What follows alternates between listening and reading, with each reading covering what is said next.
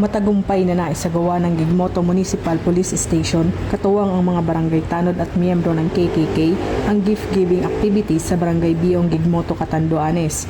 Layunin ng proyektong ito na magatid ng agaran at praktikal na tulong sa mga pamilya, partikular na sa mga nangangailangan ng proteksyon at suporta. Ilan sa mga ipinamahaging regalo ay ang mga pangunahing pangangailangan tulad ng tsinelas, tuwalya, kulambo at mga gamot. Samantala, matagumpay ding naisakatuparan ng Catanduanes 2nd PMFC RPSB team sa pakikipagtulungan ng Catanduanes State University ang 2-day skills training on creative craft para sa Maysuram Women's Organization sa Barangay Maysuram, Karamuran, Catanduanes. Isang patunay ang dalawang aktibidad na patuloy ang pagtutulungan at malasakit ng kapulisan at komunidad tungo sa mas ligtas at maunlad na Catanduanes. Mula dito sa Legazpi City, Albay, ako ang inyong PNN correspondent, Patrolwoman Vanessa Sol, alagad ng batas, tagataguyod ng Balitang Pulis.